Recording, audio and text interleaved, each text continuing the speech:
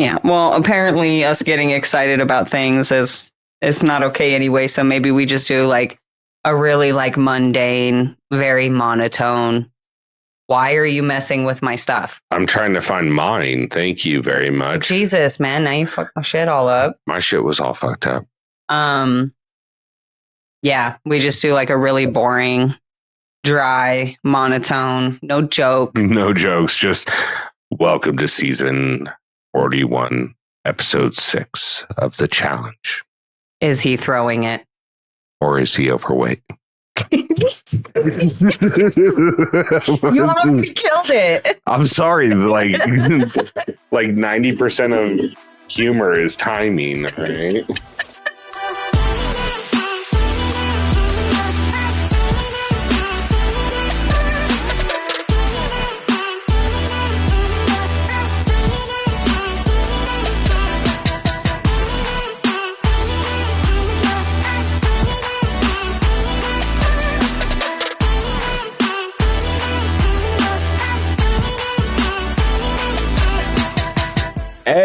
Hey, welcome back to the Challenge Fandom Podcast. Yeah, myself, Rick Hayes, and my beautiful wife, Karina Hayes. And that's it, motherfuckers. It's just us. That's it, so, welcome back. If you haven't hit subscribe, like, whatever it is, just hit the button, man. You know you don't want to miss this. Follow us on Instagram, all that fun stuff. I It's say all TikTok linked. all the time, guys, but we're most active on Instagram. I'm just gonna be honest. Like that's Karina's most active on Instagram. That's what it is. I like Instagram. It's fun. So I was thinking when we were coming in and we had the intro music and you're like, yeah, we need something to like kind of pump us up. Mhm. Like what would be really funny though is if like we just had like Kendrick on here or something, and then we just replace it when we put the video out. We like, should. We put our music intro in, but we're listening to something totally You know different. what we should do when it's episodes just like this? Have another panel that's nothing but like applause or reactions from the crowd, like hot take. People laughing because we got no one here to laugh at our jokes tonight. So we're gonna sound real unfunny. Well, you might sound real unfunny. I don't know about me. I'm joking. You're the funniest girl I've ever met. He doesn't love me anymore, guys. I think he just broke up with me. Is that what that was? Mm-hmm. I make one "you're not funny" joke in the whole of our relationship, and now you think it's over. But you tell me for 10 years that I'm not funny, and I'm supposed to just take that shit? No, we're not equality in this motherfucker. I'm calling you out while we're on recording. Yeah, you didn't think it was going that way, huh? You didn't think that fight all the way through. You, a 500-pound lion coming out into the middle of the ocean with me, a pack of my tunas. Oh, you're the pack of tunas. Is that what this is? AKA from Dirty Mike and the Boys. Oh my God. Anyways, before we go off on too far of a tangent, we're here to talk about episode number 6. Is he throwing it? Of season 41 challenge, the bets versus the new threats. And honestly, this episode felt like a change of pace. Yeah. It felt like it really kind of focused in on the strategy, the gameplay of what the rookies were trying to do. Yes. Now, some people are saying that it wasn't successful. I, on the other hand, have a different view, but we'll dive into that here in a little bit. What I do want to talk about is this intro scene on the bus with all the rookies where Leo's kind of holding court. Yeah. Well, honestly, you know what it reminded me of? Like, okay, so you know when you like when there's like you know, like a movie where like, you know, like they're going to war, right? And they've just been beaten down, or it's like a football movie, right? And they're losing and they go to halftime and they're in the locker room and like the coach just gives this like this speech, this like hero, you're going to save the day speech. That's what it reminded me of. Those were the vibes that I got. Okay, so... And I was there for it. I loved it. I was like, let's go. I'm ready. I want to see these rookies do something. So I was here for it. But yeah, that's like the vibes it gave me was like, he was rallying. Like he was rallying. He was motivating. Like he was trying to make some shit happen. All right, full context for everyone too. After we had that whole discussion about... you know, football and drama, Karina sat down with me at some point and watched Remember the Titans and then got on a movie kick. So she's going to be using sports analogies nonstop. back in love. Sorry. Anyway, Yeah, no. Then I sat and just watched like all the football movies, like Varsity Blues and Friday Night Lights. so and, halftime speeches and all that. Yeah, exactly. And that's the vibes they gave me. I don't know. Maybe because I was watching the movies. I don't know. I did think it was great when Justin was in there. He's like, yeah, and we are the new faces, and we're gonna put them in the retirement homes. I was like, whoa, Justin, you're coming in hot, bro. Yeah, I'm not mad about it though. Like, we need this kind of energy from the rookies, and I'm glad this class is delivering it. yes. Like, if nobody believes in you, at least you believe in you. Look, you know what I mean? I'm here for it. Like, I wrote down in my notes, you need to calm down, Justin, but in like a funny way, just because like, have you seen what these vets will actually like push through and like to be on this show? Like, it's going to take a lot to put them in the retirement home, but I'm here for it. And I'm glad that like we actually have rookies that aren't afraid to be making these moves. Again, we've talked about this earlier in the season about, you know, how I really said like, you know, that the rookies aren't latching onto the vets and like fangirling the vets. And so seeing like this episode just kind of really reinforced that feeling for me. 100%. And look, I'm always a fan of vets coming back. And I think we've constantly discussed the fact that we love having vets back. Yeah. We just don't like having all of the friends together at once because that kind of overwhelms the season quickly. Correct. But when you bring in rookies with the vets and the rookies don't want to play the game hard, like you were saying in previous seasons, they want to just kind of latch on, play, you know, second fiddle to some of these vets. It creates a boring season and it really can ruin a season, very much like the daily ruins my life. I really worked hard to set that up. I'm sorry. Did good. Yeah. You did really good. Just like TJ did. Like he set that up so great. He was like, it's called Ruins My Life, which is what exactly what I'm going to do to you today. And I was like, damn, TJ. So with that being said, when he says, I'm going to ruin your life today. And then the very next thing that TJ says is he's like, there's a structure suspended over the water. My favorite thing on the challenge ever or whatever. Immediately, I was like, oh my God, did they just like actually pull off a surprise trivia daily on us? You got so hyped. No, they didn't do it. I did though. I got so hyped. I was like, for like literally like 0.5 seconds, I was like, is it going to be trivia? And then I was like, oh, never mind. I mean, this is still cool, but it is cool. And it made for an interesting daily. I do like the way they edited the whole daily. Yeah. I like everything except, I hate to beat a dead horse, but I'm going to, like, give us the times. We're adults. You can show us the times. We're big people now. Okay. It's okay. We can know. Exactly. With that being said, when I saw this, I was like, yo, this is fucking dope. And then the inner 7-year-old came out of me and I was like, I would do this in a heartbeat.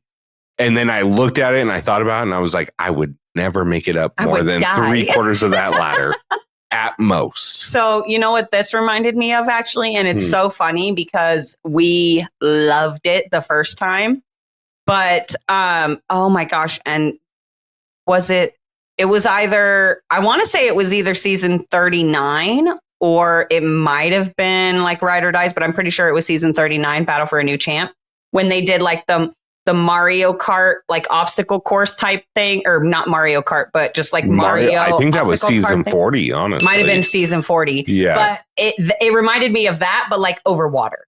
Yeah. You know what I mean? Like having to go up and down the ropes and get the coins. Cause like even on the one on 40, so turned on right now. They had to get the little coins and collect the little coins as they were going up and across and climbing up the cargo net ladders and the rope ladders and stuff. And so it felt like they took that daily, made some adjustments and put it over water. And I just really liked the twist that they put on it because I liked the daily originally and I loved seeing it be done over water. So I guess that was my point. Sorry, I rambled. No, I mean, look, we're always fans of heights over water because it makes it more interesting. You know, nerves are playing into it. Mm-hmm. And then when you make it like a climbing obstacle course, like Legends of the Hidden Temple kind of shit. Yeah. I'm in. Yeah. Like, I'm always in on that. And there was good things and bad things with this. I mean, I think we got a Devin-esque moment during this daily. Oh my gosh. It was amazing. Yeah. And I loved it. We got Ashley having a meltdown, but mentally, not like emotionally. Yeah. And then on top of that, we have probably one of the things that people are getting most upset about from this episode, and that's CT and Lekka's go. It's definitely the most talked about thing from this episode. That's for sure. And I mean, let's dive into it. Yeah. Initially, when we're watching this and I see Lekka go up and then CT gets going and then he's not getting up out of the water, I'm looking at Green. I'm like, I think he throws this. Yeah. I think he's throwing this. And I didn't understand the politics behind it right away, but that was my assumption. Mm-hmm. And then we're sitting there watching, and Karina's like, no, he would say something in the confessional. And the more I thought about it, you're 100% right, because he usually does own up to every time he's thrown a daily at some point, or there's a reason behind it other than just making him look bad. Right. Well, and that was definitely one of my big things was I was like, if you think back, again, and we ironically talked about this last week, I think because of the preview of this week, but if you look back, there's several times that CT has thrown dailies. There's several examples of these, but every single time it's very blatant. It's very upfront. Him playing rock, paper, scissors with Zach on what was that? I think it was like either War of the Worlds. So it had to be War of the Worlds 2. Yeah. Playing, rock, paper, scissors there. And literally one of the most iconic CT moments in challenge history was him throwing a daily. And that was on Rivals 2 when he did RIP West. Yep. He threw the daily. It was a political move. It was very smart, but he did throw the daily. There's a few other examples. I'm not going to sit and go through all of them, but every single time it's blatant what he's doing and he owns up to it in the confessionals. Yes. Yep. The second thing that got me was what would be the motivation? What would be the motivation behind him wanting to get rid of one of the most athletic, best competitor female rookies of the season? I don't see for any of the vets, because that's the thing. If he had been partnered with somebody who maybe wasn't that great, and then the guys all came together and they were like, you need to throw this so we can get rid of her so we don't end up partnered with her. Yeah. I'd be like, okay, but I feel like he would say it in his confessional like he has done before, because that was why they were throwing the one on War of the Worlds was to try to get rid of D. Yeah. And he told us that. So I just feel like if he was throwing the challenge, he would have said it to the fans in his confessional. Agreed. And there's a couple things to me that tip it off, that he didn't throw this challenge, that this was just, I hate to say it this way because we're CT fans and Karina especially. Love him, but it is what it is. It's not a great look for him. No. And with that being said, it's a moment in time. And from everything we've seen online and what he said is he's working his ass off to get back in shape. So we might see a comeback similar to Double Agents or Spies Lies. But for this current season, watching this, he got up and in the confessionals, he was talking about his injury in 40. Yeah. And how that was playing on his mental. He also mentioned coming in out of shape, which we all know. Yeah, we know that from episode 1 when he couldn't get up the hill with, who was he with? Tay. With Tay. And the thing that got me is on the rewatch together, when we saw him coming up and he finally got up out of the water and was like 3 steps out of the water, you could see his legs just shaking. And it's like, just like he's lost muscle control. Like, when your leg shakes uncontrollably, when your muscle is just cramping or whatever. Or out of fear. Yeah. Or possibly out of fear. Yeah. But that's just what it reminded me of is when your leg is just uncontrollably shaking. You know what I mean? And so I don't know, can I say definitively that he didn't throw the daily? No, of course not. But I just feel like there's so many things that point towards the fact that this was more of an example that CT was not ready to be on this season. And that he kind of came for a good time, not a long time. But But that's just what it is. I don't really think that this is an example of CT throwing the challenge. No. And I mean, here's the thing. If we're going to look at this from a completely objective point of view of let's take emotion and all of that out of this. Yeah. What the vet males know is for the most part, they have to be partnered with a rookie female. Right.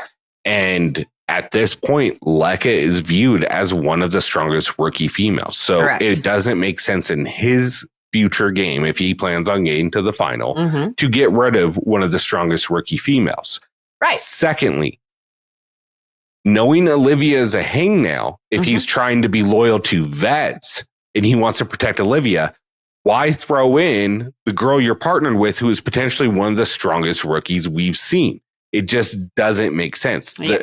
The math ain't mathin'. All right. The math ain't mathin'. And there would be some type of receipt at some point where it makes sense. None of this makes sense. And unfortunately, I think that's why we see the post that we saw from CT on Instagram right as the episode aired, which was kind of a thing like, sometimes you fail to get back up, right? And we all have to do that. Yeah. Absolutely. With that being said, there were some great moments in this daily. There really, really was. One of your favorite was Ashley's. Okay, yes. So, but I think that in order to talk about Ashley's moment, we have to talk about like one of the most veteran moves that a rookie could make. Yep. And Devin-esque. that was our Devin-esque moment that we got. This was such a Devin thing to do. And honestly, when I was watching it, I felt the same as Ashley. I was like, damn, that's smart. I wish I would have thought of it. Like, I wish I would have thought of it and been yelling at the TV, like, why aren't you guys just pulling the cargo net up? But y'all know by now, shouts out to Leo because he just... It's genius. He had, who was his partner? Oh, Sydney, right? Sydney, yeah. He had Sydney crawl along the top and swing him the little cargo net ladder thing. And then he just pulled it up to him and took the rune off instead of like climbing down, climbing back up. Genius, fucking genius. But then we get this confessional from Ashley and she's like, that pisses me off. I should have thought about that. And then she's like, I'm not acting like a vet. And then they do this little graphic where they have like her veteran card and they stamp it like revoked. I love it so much. It was like my I don't think I've done any like lines of the night or confessionals of the night this season yet, but that's mine for this episode because that was fucking hilarious and I think it just adds to it because Rick and I are constantly complimenting Ashley, right, on her read of the game and how she moves and thinks and acts like a veteran. And so for her to like call herself out on this moment, it was perfect. It was hilarious. I loved it. Look, and I know not everybody's an Ashley fan and some people are.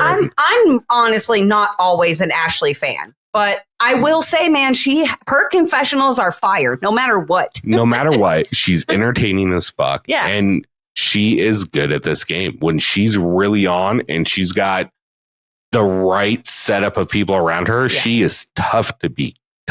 She's got a great social game. She has to want to be in the season, right? She's got to be focused. She can't be distracted with, her boyfriend back at home and whether or not he's using her credit card. Sorry, I couldn't. I don't give a fuck about your feelings. Savage. But yeah, so I'm enjoying her this season. I like her a lot. She's not bothering me. She's playing a really good social game and she's bringing great confessionals. So I love it. Her and Nani working together, I love.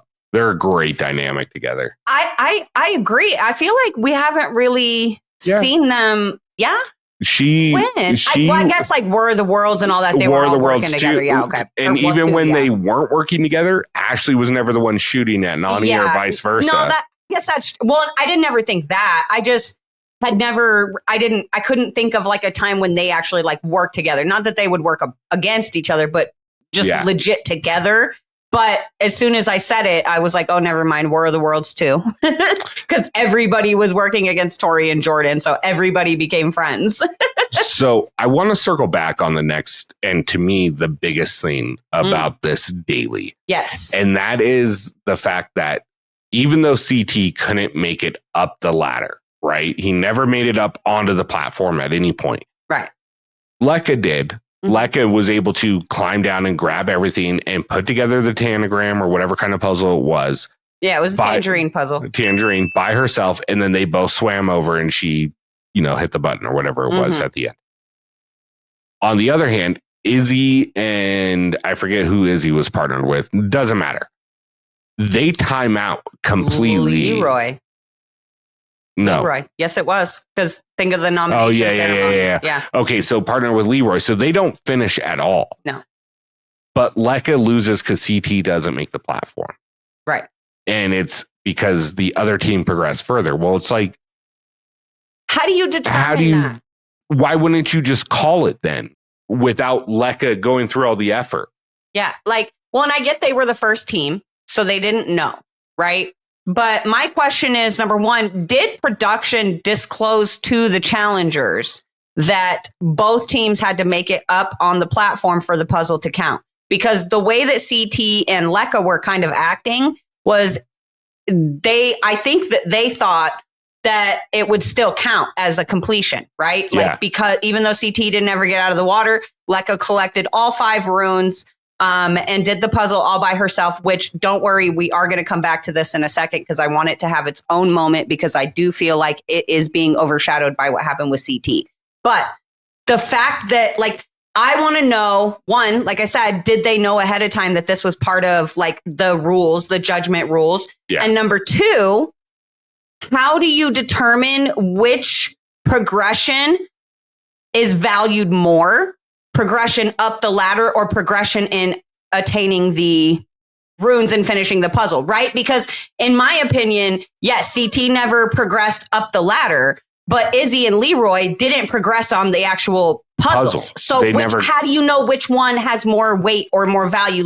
How did production decide which one was more meaningful? To me, it's a miss. It makes more sense for Izzy and Leroy to go in. I agree. In this situation. I agree that it would have made way more sense. With that being said, we don't get to make the fucking rules. So we just go with it like you guys, and Lekka and CT are automatically going down into the arena. It's a girl's day. So Lekka's going to have to do the heavy lifting, and you can see it on CT's face. And this is my big thing on why I don't think he threw it, because I don't see him being that remorseful for throwing it. No, absolutely not. And I mean, obviously this is jumping ahead slightly, but I just also don't see CT throwing a challenge to specifically get a person into elimination. And then when that person is in elimination, literally screaming his fucking head off, rooting for them.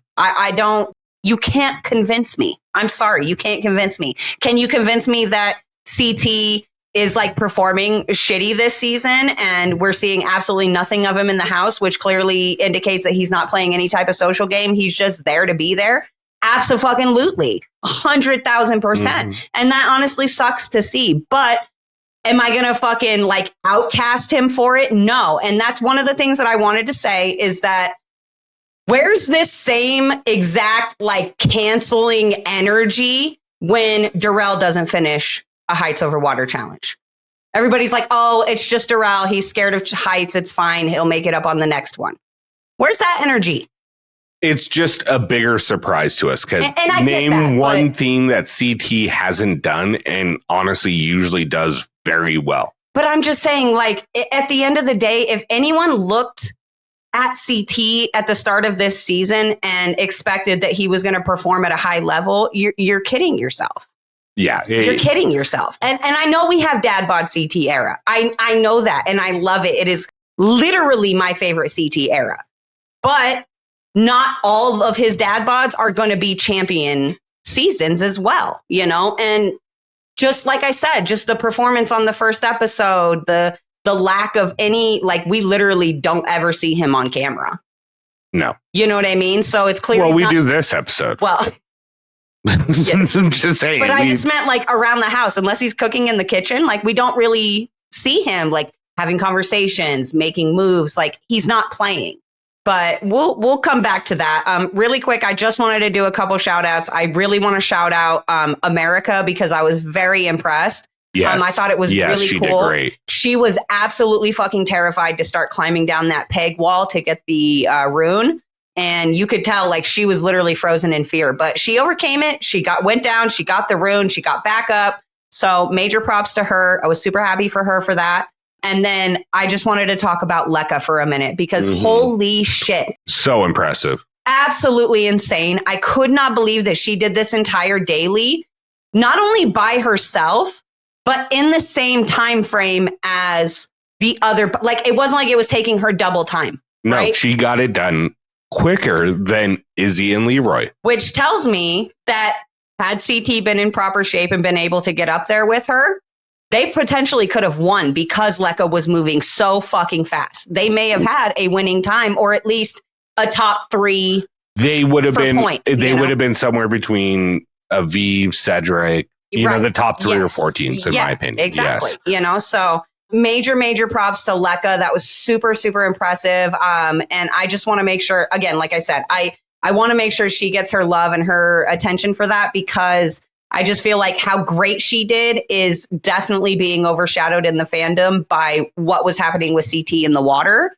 And as much as, yes, that should definitely be called out and focused on, I really want to make sure that people are remembering that something amazing was also happening up in the air. Yeah, no, she did a phenomenal job. Yeah. I would actually very much like to see Lekka back. Oh, yeah. From what we've seen of her, she seems to have a decent understanding of the game, was willing to get into an alliance, try to make some moves. Yeah. And her time, unfortunately, as we'll talk about later, gets cut a little bit short.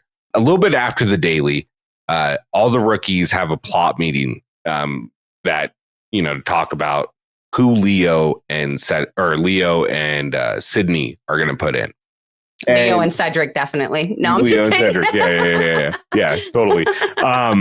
And they're going to float Izzy's name to kind of throw the bets off. Yeah, they're going to float Izzy's name as a decoy.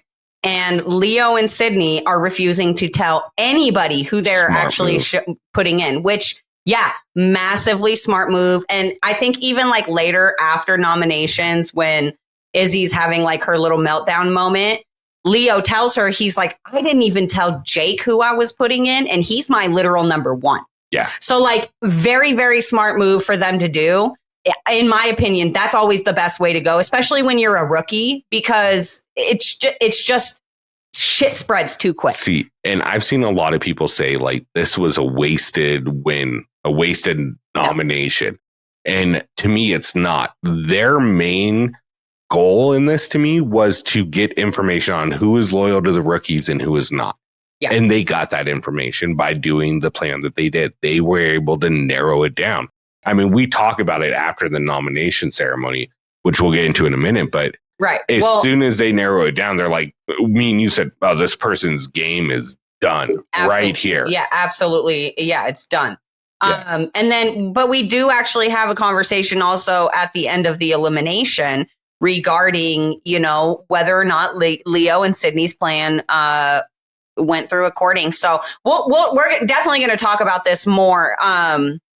Really quick, I want to move into the kitchen scene, the Turbo versus CT. Yeah. So this kicks off with Jeremy, Cedric, and Turbo all kind of sitting in the kitchen. They're all kind of trash talking CT and talking about how they think that CT threw this on purpose to try to get rid of Jeremy. Or I'm sorry. I am sure that CT would love to get rid of Jeremy, to be honest. I'm sure everybody would love to get rid of Jeremy. But yes, that CT threw this on purpose to try to get rid of Lekka, which, again, I just don't see the motivation there. I don't see why that would be a good idea for any of the guys to do. If I was a guy, I would want to be partnered with somebody like Lekka. I would want her around for the final. Let's go, So anyway, CT ends up walking into the kitchen, of course, because that's the only place that we ever see CT is when he's in the kitchen. Look, he's in there cooking because none of those fucking kids know how to cook. Would you eat anything a 25-year-old would make? No, please go make dinner, CT. Please. Yeah, exactly. That'd be like, CT, what are we grilling? What are we doing, bro? Tonight? Yeah. What are we doing? Are we doing steaks? Are we doing cheeseburgers? What's up? Yeah. Because I'm not eating ramen with these fucks. But anyway, so CT goes in and he starts kind of confronting. And what I liked about this moment is that at least from the edit, and this could be completely wrong. We could be wrong about this, but judging from the edit, is CT's issue in that moment was with Turbo. It was with Turbo, who calls him brother and says they're friends and all this stuff and hangs out with him and spends time with him, sitting around trash talking him behind his back. I didn't see a single time where CT addressed Jeremy or Cedric or really anybody else in the kitchen, even though they were also in on the conversation, which tells me that this was more of a personal thing for CT. It wasn't necessarily about the fact that people were sitting and talking about that he may have potentially thrown this and, you know, that they're disappointed in him or whatever. He was upset that Turbo was doing it. And I think that just kind of, one, I didn't even know that they were like friends like that, but I think that they are. And there's been posts and stuff, obviously, since the season has ended filming. I think CT put one out like a couple weeks ago that was like text messages with him and Turbo, and they talk and they, you know, poke fun, and they're friends and they're planning visits with each other and stuff. So everything's fine. But yeah, I mean, they kind of start going back and forth, and, you know, Turbo gets really, really worked up to the point where he storms out of the kitchen. CT tries to kind of like chase him down to like work it out. He's, you know, just hug it out. Let's sit down and talk like friends. And Turbo's not fucking having it. Like, he was not having none of it. Nani had to come and like break it up and just tell CT to just go away, leave Turbo alone, give him his time. And I want to say something without glossing over the whole thing. Yeah. No, please do. I was just kind of covering the whole thing, and then we'll. And my thing is there's a couple things that Turbo I felt was out of line for. One, he didn't stick up for a guy that he's saying is his friend. Right. If that's your friend, you say you know what, he might be too fat to get up there, which I hope my friends would say about me, and say I didn't throw it when I really didn't throw it. Right. Well, and like, I want to point out that at the actual daily, we get a scene where I believe it is Jeremy calling out, like, it's somebody, or maybe it's actually, you know what? It's Leroy. Leroy's saying something about, well, is he throwing it or something? And Derek K says, no, man, I don't think he's throwing it. And somebody, whoever he was talking to, was like, well, why can't he get up then? And Derek was like, he's not strong enough, man. Like, that's the energy you bring if you're friends with somebody. You know what I mean? Like, and then if you have something to say, you go and you talk to them 100%. One-on-one. Yes, exactly. Bro, what the fuck? Did you do this to Lekka on purpose? Like, because I'm kind of upset about this. I really like her. I really wanted her in the game. I need you to be honest with me. You know what I mean? But you don't. Anyway, and that's the thing. Go ahead. No. And it's good. But the part that caught me was like, in Turbo's all right to question his friend, and that's fine. But you question him one-on-one. You don't question him with a group of other guys that don't know him. Right. With that being said, I understand it's a challenge they're making for interesting TV. It made for a very interesting moment where CT and Turbo start, you know, you get the little bit of the quick anger from CT that we don't see that much anymore. Yeah. And Turbo calling him a fat ass and all this, and telling him I'll come anytime I fucking want. Yeah, after Turbo tells him he shouldn't come on the challenge anymore. It's like, King. bro, that's not the one. Like, I'm glad you won one final. I'm glad you won one final. Congrats. Here's your participation trophy. And I'll give it to Turbo. It the hardest challenge final. It's top 5 minimum. It could be the worst or hardest, however you want to classify it. But CT's also won 4 out of the last 7 finals he's been in. He's won 5 total. Rivals 2 for a while was considered one of the hardest finals. What was it? Invasion. Really difficult final, having to rely on other people. Double Agents was no fucking joke. Right. That one was screwed because they were running through a hurricane too. Yeah. So my thing is look, CT's resume speaks for itself. And if he wants to come on one season and I hate to say it this way, what Veronica did to him on, what was that, Vendettas or Rivals or Final Reckoning? Yeah. That's his prerogative, because as much as we call CT a GOAT, you could also call him a pillar of the challenge. Yeah, absolutely. Well, and here's my thing. And because I already know that this the banana fans? No. I already know that this is not even excuse, but this like comparison or this argument is going to be used in the comments or on Instagram or in our DMs or wherever the hell people want to have this argument. But I understand, okay? We all understand that comparing CT stats and Turbo stats isn't fair because CT's been on for 20 plus years and Turbo's been on for 5 years, right? Totally get that. But the point is even if you look away from the stats, away from the numbers, just look at the iconic moments and even just look at the start of CT's career. Pick any 4 or 5 seasons you want. Any of them. Any 4 to 5 seasons of CTs, pick them and compare them to Turbos. And again, not within stats, but like what is happening, right? These iconic moments, these things that have made us love CT for the last 20 years. There's a reason for it. And so, I see the argument going around of, Turbo would absolutely destroy CT in an elimination or a fight. Depends on what it is. If it's a puzzle, Turbo's fucked. If it's a fucking pole wrestle, I'm sorry, Turbo's fucked. Yeah. If it's run on a treadmill for 2 hours, CT's probably fucked. CT's probably fucked. Hall brawl, Turbo's fucked. Turbo's fucked. Like balls in. You better hope you don't get an arm reach of that man because he will just fucking stiff arm you out of the fucking arena. Yeah. Look, overweight CT in a final doesn't work out typically well. In a physical elimination? You don't want that. No, you don't want that smoke.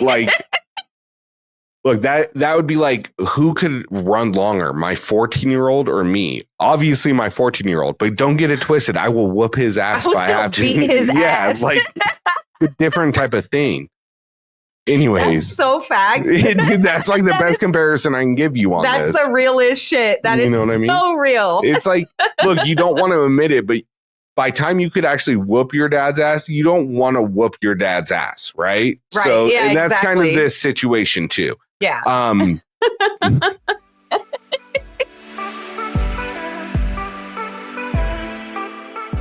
It like every coach growing up will tell you, here, I'll fucking say this on here. You can put it in if you want. I don't care. You can clip it for your Swifties. But for any of you Swiftie fans that are new to football, what happened tonight with the slap to Travis Kelce is every play of every game, because Kelce kept pushing the dude even after the play's over, which every coach teaches you to do. Play through the whistle. Play through, not to the whistle, through the whistle. Right. Which Kelce did. Sometimes some guys feel like you play a little bit too long through the whistle and they're going to react accordingly. And that's all that fucking happened. And it was over after that. Like, it's not, it's going to be fine, guys. Like, Travis, that was even a real fight. You want a real fight? I'll have Karina link a video below. Yeah. Like, Travis is going to be okay. It's okay, guys. Yeah. So getting back into the episode, we go into the club scene, or as Karina has it, Rick's club scene. Rick's club scene. I love the fucking club scenes. Did you see what I did? No. So okay, guys, I'm apparently old because I don't know how to work YouTube. I just learned how to make like chapters on our YouTube video. So like it marks the chapters. Oh, you named it. Oh, okay. And I named it Rick's club scene. Clever girl. Sometimes. All right. So really, the club scene was lacking this week. It kind of was. I don't know if they didn't give him booze or what happened, but it just not much from there. We get Anissa talking to Sydney saying, well, I think it's too early for me to go in. And it's well, when is the right time to put a vet in? What does that even mean? Like, especially on episode 6, like we're not on episode 1 or 2. Like, I mean, I get it. Like, you're just trying to like push it off to someone else, but Jesus, it's too early to put me in. Like, no, it's not. Episode 1, anybody can go in. Literally, and that's my thing is like I don't think it's ever like too early to put any specific person in. I don't know. You guys listening, let us know what you guys think down in the comments. Is there like a time frame? And, you know what I mean? That like vets, like especially like the faces, the pillars, like that they should be like off limits for a certain amount of like episodes or something. And- I don't know. And this isn't a Nisa hate, because I used to hate when Bananas and West be like, "Oh, it's too early to shoot at each other." Like, no, motherfucker, episode not. 1, let's go. Yeah, I want this entertainment from day one. Yeah. Let's go. Shoot at each other, please. So after that, we get Izzy making a beeline straight to Olivia to tell her like the rookie plot. And Man. it's like, first of all, why'd you wait till the club scene to do this? Where everybody can see you talking to Olivia Well, by yourself in a corner. yeah, and I just want to say, I know, like we had said, like, you know, that this club scene is kind of like lacking this week and whatnot. I honestly feel like that's why. I think the vets knew that a rookie team won. There's nothing that they can really do. Yeah. They're not really friends with these rookies. So there's nothing that they can really do. And all the rookies knew that they weren't going to be talking about it in open spaces like that, where they could be like seen or overheard or anything. So I think that's why this club scene was kind of lacking. And really the only thing we did get was Izzy telling Olivia. And I'm curious how you all feel about Izzy making this move. Like, do you think it was the right move for her to make, or should she have stuck with the rookies? I'm biased on this. She is only good with Olivia, right? Right. But that puts her pretty low on everybody else's totem pole. And to me, it didn't make sense. She should have kept her mouth shut on this one and not said anything. She probably wouldn't have completely tanked herself in deliberations and nominations. Yeah, But- we'll get into that. Yeah, I agree. Honestly, like, I know that Izzy wanted to work with Olivia and they had this alliance thing, like literally from like day one on episode 1. But I just feel like this might have been this was definitely the start of Izzy digging her own grave, and she dug it really, really fast. Really deep, dude. Really, really fast and really, really deep. And I just feel like if she would have just hung back and stuck with the rookies, and then, you know, once they do like eventually vote Olivia in, if Olivia like confronted her, she could have played stupid and been like, they didn't tell me. They must not have told me because they know we're friends. Mm-hmm. You know what I mean? So Yep. just there's so many different ways that this could have gone and could have actually benefited her better in the game, and kind of put her in a position where she didn't really have to like pick sides. But it's almost like she forced herself into a position to not only pick sides, but to have to publicly do it. And Yeah. I don't know. I just think that this was probably the worst thing that she could do, especially like you said, in the club. Sydney saw it. Oh, she was watching the whole time. Yeah. The whole fucking time. Just sitting there sipping her white wine, just chilling. First of all, who likes white? Lots of people do. Yeah. Taylor Swift likes white wine. Okay, just drink grape juice. Anyways, I don't like white wine. I like red wine. Can I change the subject? And to me, the most relatable part of this whole fucking episode, all the parents meeting up in the morning, drinking coffee. I'm like, that's where I would be. Chilling right there in the morning, like early. Folgers. First scene. Let's go, you know? Yeah. No, I loved it. I loved that. And I loved that it was like just all the parents, like all of them. Yeah. They're just there waking up at the, you know, kitchen island, just having coffee, whatever. It's just such a parent thing to do, you know? And they probably all sat there talking about their kids. You just know they did. Oh, what else are you going to talk about? Yeah. Yeah. You know what I mean? I know you wanted to bring this up because look, I thought it was very interesting how both of them played this, but I'll let you dive into the Olivia Leo conversation. Yeah, so we get this actually really interesting scene of Olivia and Leo. I really just love pushing names together. Olivia and Leo talking about, you know, what's going to happen with these nominations, who he's going to put up against her. And she kind of tells him like, you know, it would mean a lot to me if you, like, I already know that you guys are going to do a vet. She tells him I'm getting that feeling. First of all, major props to Leo because he clocked that shit immediately. Yeah. And he even said in his confessional, he's like, no, somebody told her and that somebody is Izzy. So like he knew immediately. She didn't get that feeling. She got told that by somebody. So props to him. He's reading the game well. But she says, it would mean a lot if you, whatever vet you put in, if it's not Anissa. I really don't want to sit next to Anissa, and I would owe you a favor, And Leo pretty much tells her, he's like, no, because you can't promise me that. There's no guarantees in that. And Olivia's like, you just have to trust that it'll come around. It is what it is. And so I'm curious, the way Leo kind of worded it is kind of how I've always looked at these deals and these agreements is how do you really know when you agree to not put somebody in and they're like, oh, I'll save you later or whatever. How do you really know that they're going to win to be able to save you later kind of thing? I would be super hesitant to make these kind of deals. So I'm curious, how does everybody else, all you listeners out there, how does everybody feel about these deals? Is it something that you just have to do to make it through the game? Or would you be playing more like Leo? I'd play more like Devin. Yeah. I would say, that's fair. Here's the deal.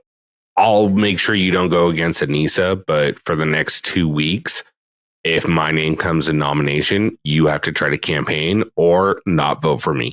Yeah. One of the two. You got to get your people. And if you win a daily, I need to be the person saved or the person not nominated to go in.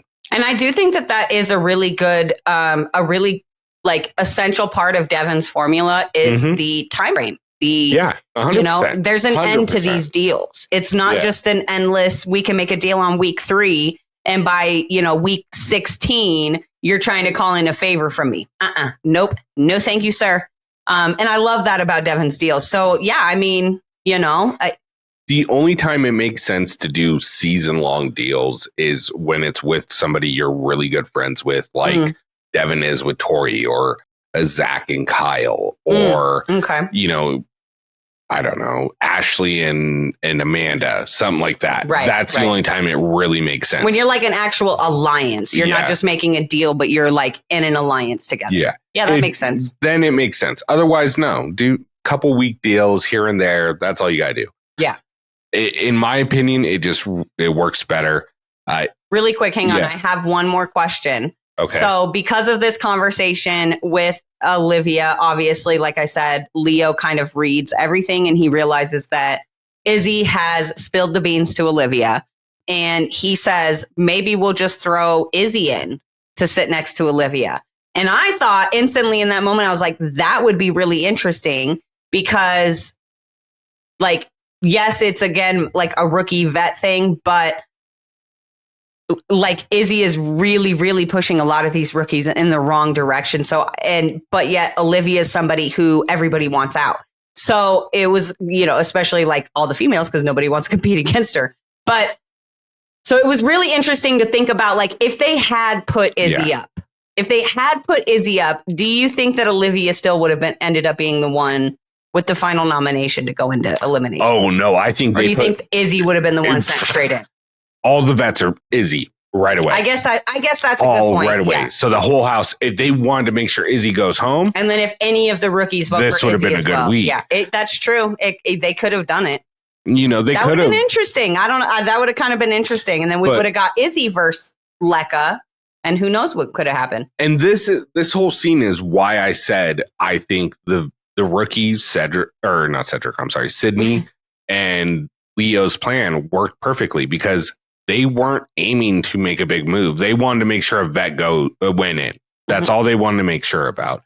But their bigger goal was to know who on the rookie side was flipping. And they were able to narrow it down right away. Immediately. So once that word spreads, Izzy's game's over. Yeah.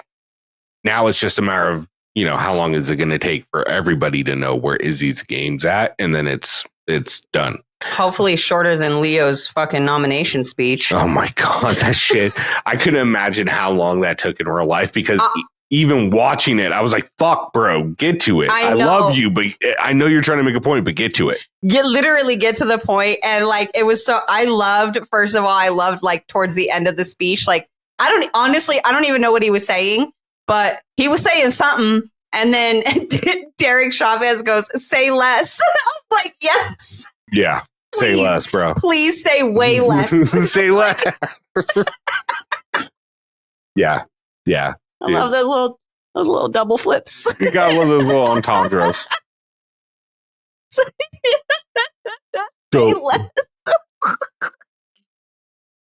anyways, after the fucking rant at the soapbox that Leo gives, where he hits every subject, like he's going to get to New York from LA, but he's going to hit San Antonio, Kansas City, New Orleans. Like he's hitting all the spots on the way there. All the major cities on the way.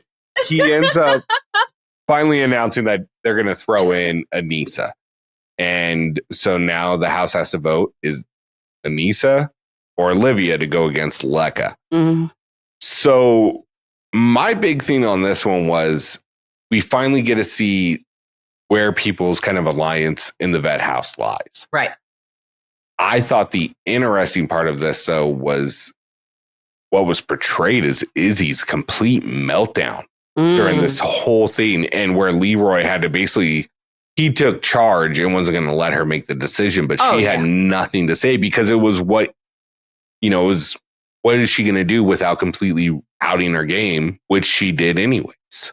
Well, and I found it so interesting because I know it wasn't said exactly like word for word, but the vibe that I got, and especially from the last thing that Leroy said to her before they finally like submitted their vote, is that Leroy was ready to call her bluff as far as we're not voting for Anissa no matter what. And if that means that we go down because we can't fucking decide, then that's what the fuck it means. Oh, even Michaela tried to pop up and I will say I love how Leroy shut her down and was like, no, nobody needs to say anything. I got this.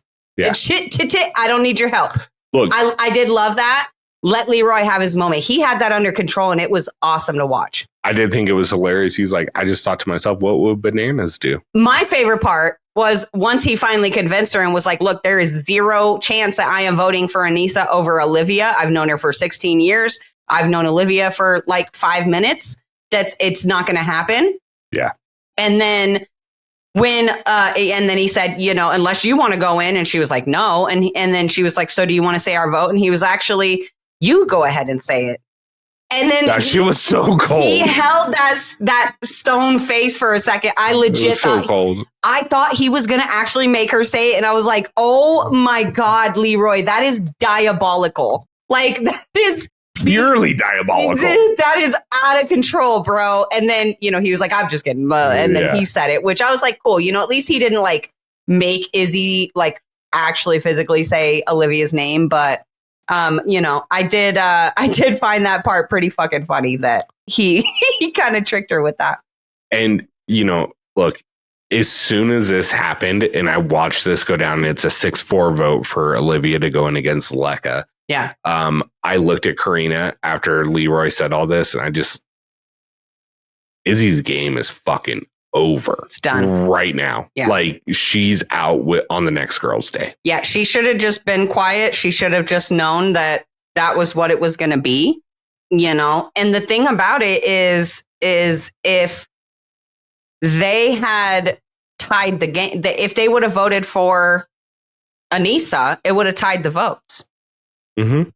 So coin flip. Yeah. So now at that point, you're leaving it so far up to chance that why would you ruin your game? You know what I mean? Like at that point, even if you put your game on the line and you step out to stand up for Olivia and say, absolutely not, I'm not voting for her. And you get Leroy to flip his vote and you guys vote and it's tied now. So now TJ's going to fucking flip a coin. You're giving up your game for a fucking chance of saving your friend. Well, not even like a guarantee, but a literal flip of the coin chance. And why would you risk that, And here's my thing is it's coincidences, right? Like from outside perspectives, we're getting the edit of being told what's going on. So we have inside view where everybody else in the house doesn't. Right. But maybe Sydney wasn't the only person that saw Olivia and Izzy talking. Maybe two other people saw, and they're like, well, it was just they were having a conversation. But then all of a sudden, when Izzy hesitates on that vote, that's another coincidence where it's like, oh, okay, I see what she's doing. And then afterwards, I know she had to go vote for her friend, but her having the emotional reaction she did, it was, okay, that's a wrap. You're out of here. I mean, and here's the thing. I see both sides. Yes, having an emotional response like that, it's almost as bad as having an injury. And honestly, at that point, you might as well just tell them, hey, put me up against my best friend.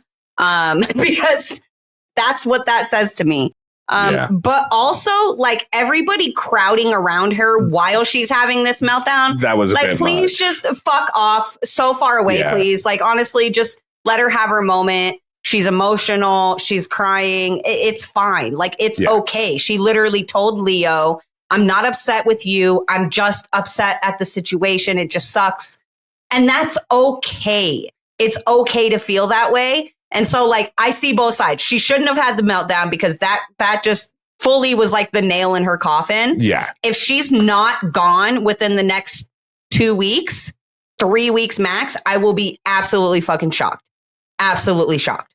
Well, and here's my thing. Is it okay to have that feeling? Yes, 100%. But I am looking at this strictly from the game view of the challenge. Your goal to come on here was to win, not to protect Olivia. Correct. So if your end goal is to win the challenge, because of these decisions and these fuck ups, talking to Olivia in the club in front of everybody, hesitating on the vote when it came to Leroy saying, I'm saving Anissa. I've known her 16 years and trying to, and then not have anything to say. Right. Then the joke of Leroy, which was diabolical, to say, Izzy, why don't you say the name? Yeah. And then the meltdown after, it's too many checks. It's done. Oh, yeah. Absolutely. That's why I said I will be surprised if she doesn't go, like, if she doesn't go into elimination and or go home in the next 2 or 3 episodes. I would be really, really, really surprised by that. Are we calling it? I think she's going to be gone in the next 2. I say within the next 2 girls' elimination. That's what the next 2, but just the next 2 girl eliminations, the next 2 female eliminations, however those stack out. Yeah. I think that Izzy is going to be gone unless she's an absolute beast in elimination, and she might win, whatever. But I think that regardless, Izzy's going into elimination and she'll be going in a lot. You think she'll beat Michaela in endurance? No. Do you think she'd beat Anissa or Ashley in a puzzle? No. Yeah. And that's who she's going against, more than likely, right? I agree. Next 2 women's eliminations, she's going in. Now, whether or not she can stay in there, that's on her. Yeah, I didn't really think about that. I was just like, she's going home in 2. But she's getting sent in. But she's definitely going in, you know. And you know what you can do? You can put the CFP stamp of approval on that fucking thing. And you can also hold it against us for later. Right? Watch, she literally makes the fucking final. Like, she wins the whole season. Yeah, and that just will age like milk. Please don't. You know what else kind of aged like milk is when we get into this elimination, which is called Out of Time. Very cool, simple idea. It's almost like they've listened to us before, which is we don't need all this crazy shit. Just make them do something slightly difficult, but simple that we can watch. Okay. And by simple, I mean like just easy to understand, not something like convoluted and crazy. Yeah. I mean, we don't want to watch them run in circles, but running up a little roller pin that's set up at an incline and then hitting a button and then having to come back and hit another button. Mm-hmm. Do laps for 5 minutes. I'll watch that. I love that. But anyways, getting to stuff that aged like milk was Michaela's confessional where she goes, and look, I get she's hyping up her girl and I get that, but she goes, Lekka has strength, she has power, she has brains, all more so than Olivia. So get into this elimination. That shit went sour real quick. Yeah. Like you left that shit sitting on the counter in like 80-degree weather. Yeah, it was not pretty. With that being said, really cool elimination. I mean, look, I can't break it down more than Lekka takes the lead on Olivia early. Yeah, and she gets up by like half a lap. She's like by like lap 4. I want to say 3 or 4. She's like half a lap ahead of Olivia. She's much faster. But it's not even that. It's like lap 3. She gets up there. That's quick. what I say, like 3 or 4, right around there. Because by lap 6, she's falling behind, right? Right. Well, I mean, she takes the lead immediately, but I'm saying like a full half a lap ahead of Olivia. She hits that around lap 3 or 4. But then it's crazy too, because we get, and obviously this was edited and cut to help tell the story, but right around this time, right around lap 5, 4 or 5, we get a CT pro tip where he says, once you get the lead, just maintain it. pace is key. And what I also kind of noticed is one, obviously, Lecca went out like strong, quick, very fast. She was giving it a lot. And then I think once she got that half a lap up on Olivia and realized it, I think it was almost like a boost, you know, like when you hit the little like boost button, like in the race cars, and you know, but it eventually ran out. And lap 6, she literally could not get up those rollers. And I felt so bad for her because, like, I love Olivia. And I'll be honest, I wanted Olivia to win this elimination because I really want to see Olivia have a really good season. I love that she's here without Michelle, without Nerys, without Horacio, without all these, you know, and she's actually figuring the game out and playing the game. I've seen a lot of people talk about how they don't like her this season. Fuck that. I've seen a lot of people talk about how she's entitled this season. I'll be honest, I don't even really know what that means when people say like challengers are entitled. I don't know what that means. So, yeah, and but I wanted Olivia to win. But at the same time, I was also like rooting for Lecca. Like I would have been okay if Olivia lost and Lecca stayed. Oh, 100%. And also, I don't want to just make it sound like I'm just calling out Michaela on this, because Sydney and Leo had a confessional or a part where Sydney goes, I think Olivia has better cardio. And Leo goes, no, Lecca does cardio every day. Olivia's going to crash out. And it was like, Sydney's like, good. No. Like, and that's the thing, like, are these rookies good? Yeah. And are they kind of kicking ass? Yeah. But Olivia is one of the younger vets. Yes. She is still physically very much in her prime. Right. Very much in her prime. And she has experience in this. She knows how to pace herself. Right. And that was true. CT pro tip, pace yourself. Yeah. Because she kept it steady. Exactly. And what? She ended up winning 10-8? 10-8. And, you know, also like, and this was something that immediately, as soon as I saw what the elimination was, ran through my head, because again, I do like Olivia. I follow her like pretty closely, like on a personal basis. Like I actually like watch her stories and watch her posts and stuff like that. Stalker. Well, not in a weird way. I just mean like, I don't really do that. Like ask Rick. He'll be like, did you see my stories? I'm like, no, I don't watch. I'm your husband. That stories. Doesn't count. You don't watch anything. But I'm just saying, like, I don't watch stories. It's not like I sit there and I just watch them, but I'll scroll through until like I see, I want to know what's going on with Horacio or Olivia or CT, whatever. Karina's top 8 of story watches, like MySpace days, right? Yeah, that's funny.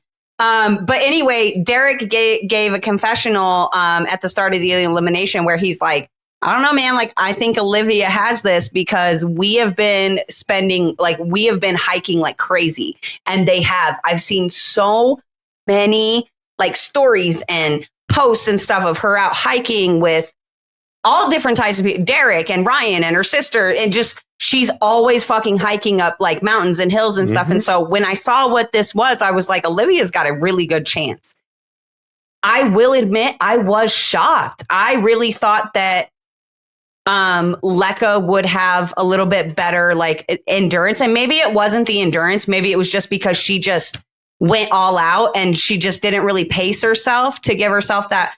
But I mean, I think that for me, that kind of goes hand in hand, like knowing how to control your energy and stuff kind of goes hand in hand with having endurance. So I will say I was a little shocked. I expected that Lecca would have way better endurance than what was kind of shown in that elimination. Now, that being said,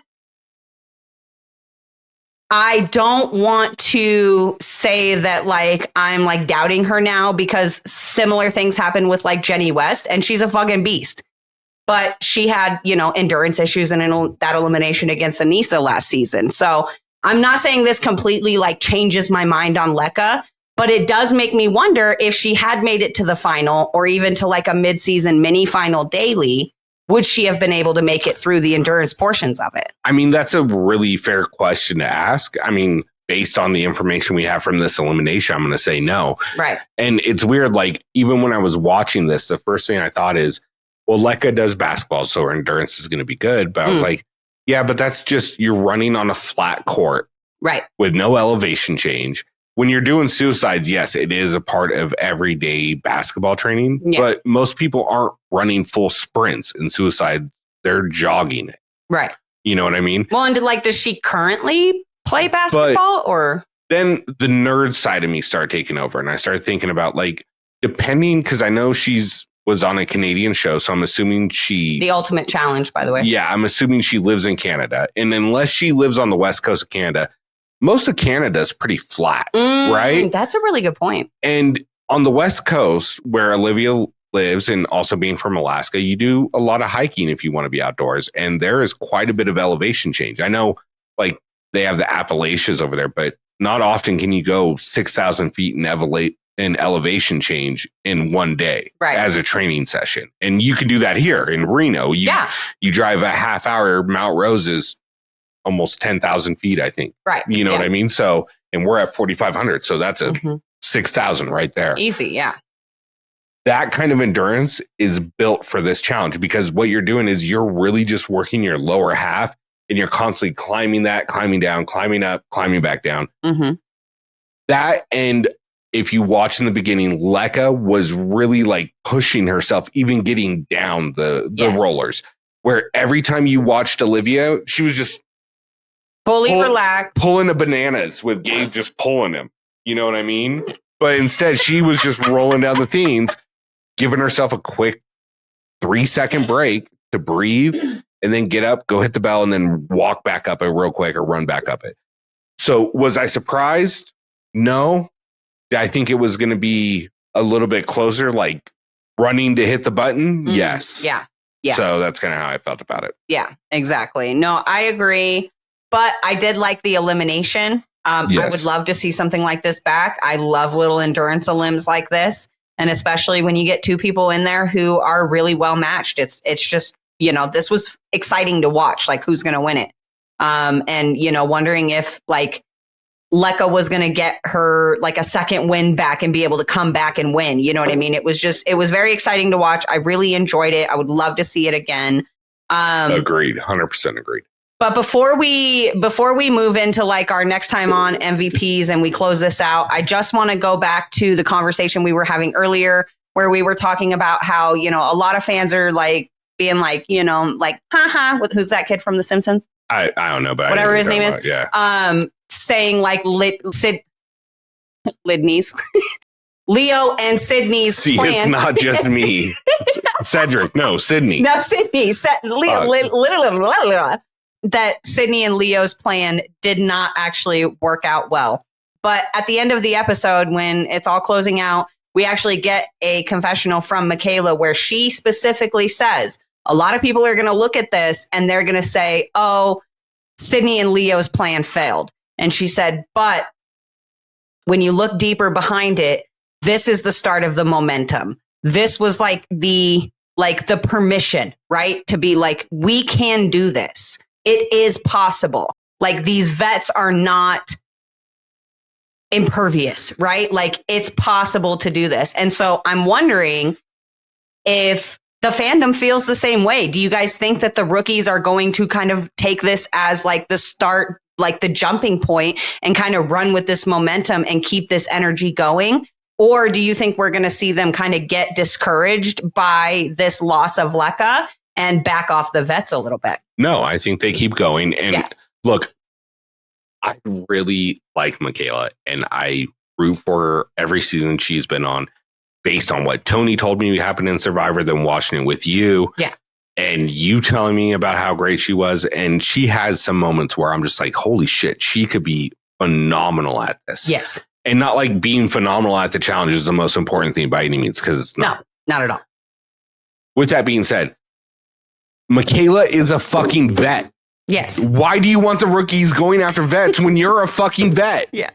It makes zero sense. Once again, I really don't think that she identifies with the vets. I think it's very much like Tori on season 40, where she identified more with Era 4 than she did with Era 3. Error. I can't not do that shit. Yeah.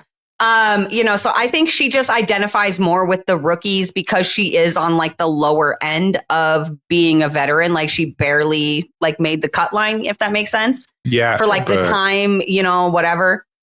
So I just feel like she just identifies more with those people. And I feel like maybe she has like existing issues with some of these vets, and she doesn't with the rookies because they're brand new.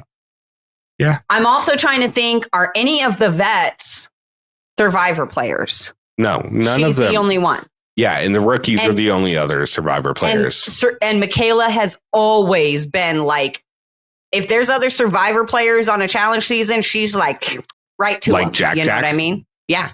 She jacks them for sure. I mean, Survivor people do that in general. They jack each other.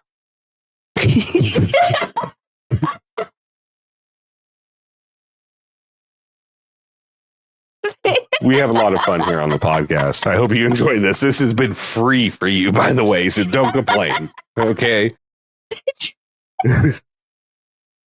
All right. So obviously we go through team selections. If you didn't watch the episode, we're not naming off the team. So go watch it. We don't care. With that being said, I do agree with Michaela. Sydney's and Leo's plan did work because they found the rookie mole and they were able to, which I agree with her, it is going to be a momentum shift at this point. Yeah. With that being said. And, really quick. Go ahead. And I think that it sent a message to the vets. I think it sent a very clear message to the vets that we are not afraid to come after you. So even though we didn't succeed in getting one of you out this week, we're not afraid to take the shot. Look. So watch your back. I'm just going to be honest. They're not the first rookies to take shots at vets, a la Corey Warden. Oh, yeah. But I'm just saying, when's the last time that we've gotten a rookie class that has brought TYB energy? TYB. Yeah. Lavender ladies. Like, that's really the last time that we've really gotten that, like, fuck the vets. I'm taking this shit over. I'm taking out all the big dogs. That's the last time we've truly gotten that energy. Yeah, no, that's true. You know what I mean? So that's why I'm really loving this rookie class. To me, they are bringing, and I also just want to point out, I do think that it's really funny. And I'm just going to kind of babble for a second while I actually pull up the proof here because the proof has to be had. Well, while you're doing that, I'm going to talk about the next time on. So we get them racing go-karts. Ashley surprisingly yelling at somebody in their room. So one of the roommates, one of the girls, Olivia gaming hard as always. And I love it. Like, and she's in there gaming with Sydney. Yeah. Which is interesting because like, that's a power couple right there. Power couple. Part of me feels like Sydney would in this situation would be more of a double agent than an actual ally to Olivia, which I would be very interested in seeing. And vice versa too. I think Olivia reads the game well enough that she could see it. Look, I know a lot of people hate on Olivia right now or are hating on her. No, fuck that. This is a phenomenal game she's playing. She is somehow the most well-known person in this house. Single-handedly, like, campaign for Bananas to get out, got him out, is now the hangnail and has to go into elimination and fucking smokes one of the strongest rookie girls. Took out like one of the top tier rookie girls. And is still running this house from what we see. Yeah. Very impressive. We get Leroy stressing out a little bit. Are we thinking it's family or what do you think it is? He's just sitting there talking with Johnny about, just family and just stuff like that. It just kind of is making me wonder if we're getting to the end of our Leroy time, Yeah. I don't know. I always feel like when parents in the house start really like obsessing over the kids is when they check out. Which I just want to say that we actually, and I don't have it right now, so I can't shout you out by name. I'm so sorry. It just popped into my head. But we did actually have somebody write in today who said that she doesn't necessarily think that like CT threw the challenge, but she also doesn't necessarily think it was a PTSD thing. She thinks that he was just ready to go home, and she's predicting that he will go home in the next couple, like 1 or 2 male eliminations. I don't really know how to feel about that, but I could see it because as a parent, like I would fucking struggle. I would really struggle to stay focused in something like that. So when I see any of these scenes of like multiple parents sitting around, like like really stressing and worrying about their position in the game while also talking about their kids and their family. It's kind of like, have you checked out? Are you good? You good, Lee? Look, that dynamic's hard enough when you're at work for 9 hours a day, let alone being away from your kid for 6 weeks. And you're literally like a 22-hour fucking airplane ride. Away. Exactly. Not counting layovers. Like what? No. Oh, I don't know if that's accurate. I'm just literally just talking shit now, but I'm just saying. Like, you're on a 322-hour flight with no stops. No stops. No toilets. No food, no water. No. I did forget to mention also on the next time on, we get Nani hooking up with Will. Ooh. I just want to reiterate, guys, this is post breakup with Casey. Okay. So can we just nip the whole, I knew Nani cheated and that's why they broke up. Can we just nip that in the bud before we even get to that episode? Because this is post them breaking up. Okay. Let's just make sure we understand that. Really quick. I found the Corey post.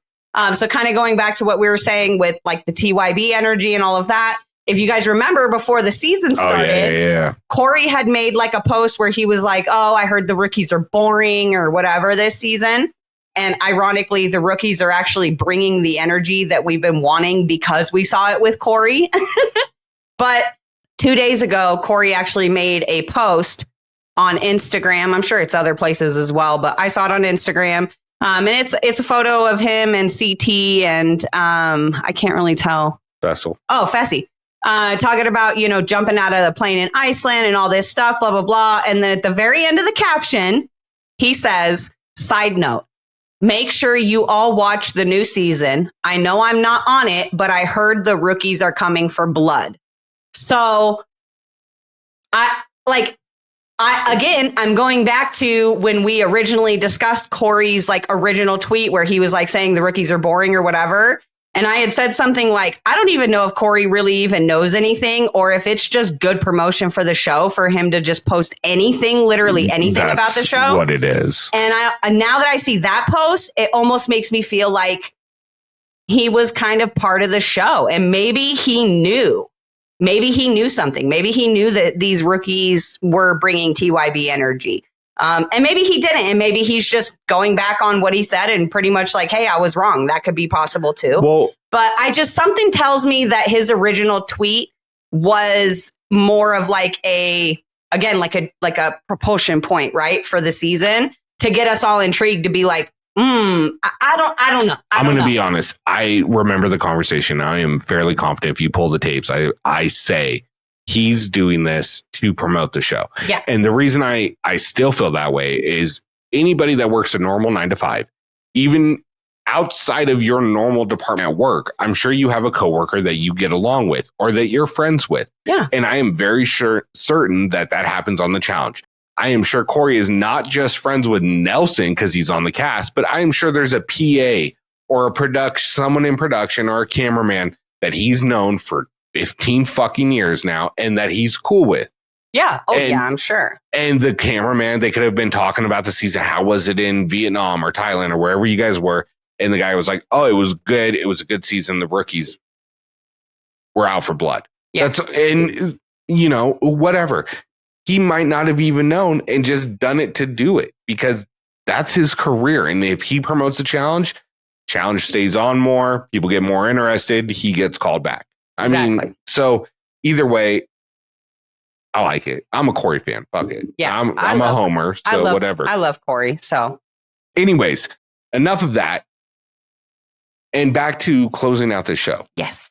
Who is your MVP? Absolutely giving my MVP to Leo. I will give it to Sydney because she was obviously partnered with Leo for the daily win. And look, I may not be a fan of Sydney, but I just want to I want to specify that I'm not like trying to take anything from her. I just truly believe that they won because of the move that Leo made, pulling that cargo net up and how 100%. Much time it saved them. Yeah. So that's why I'm like really leaning into like, this was Leo's episode. Like this was his come out shining moment. Right. So definitely giving my MVP to Leo with a little side MVP or co MVP. Thank you. I couldn't think of the fucking word, but little co MVP to Sydney for them for winning the daily. And then, I mean, I'm definitely going to give a big shout out to Olivia. I just can't overlook that move that Leo made and just how he kind of carried this episode.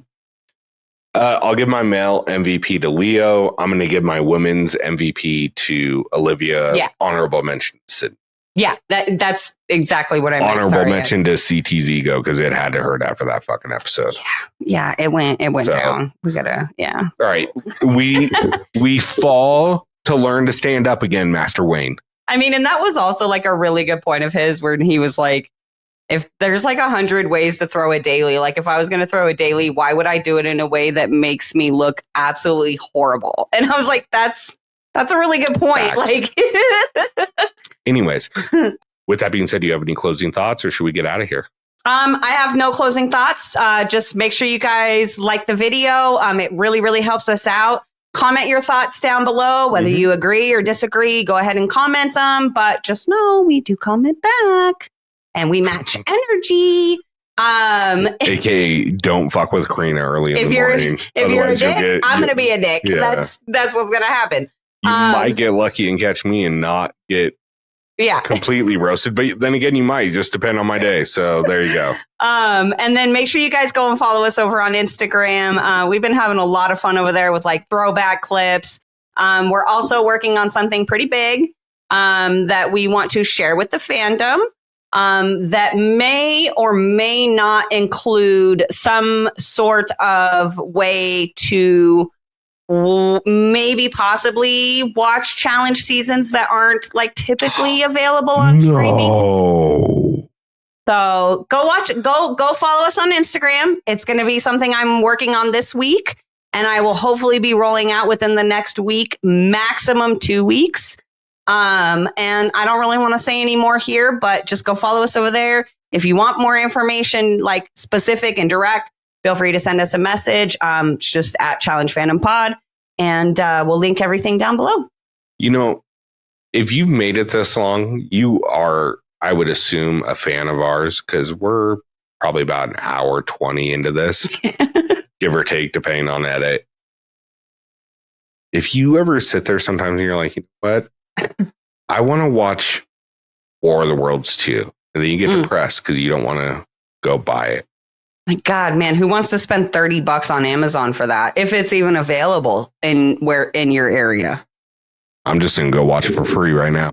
Anyways, for myself, Rick Hayes, my beautiful wife, Karina Hayes, we want to thank you guys so much for tuning in. We love y'all. We hope you have a great rest of your week, rest of your day, whenever you hear this. And yeah, that's it. Love y'all. Bye. Deuce, motherfucker.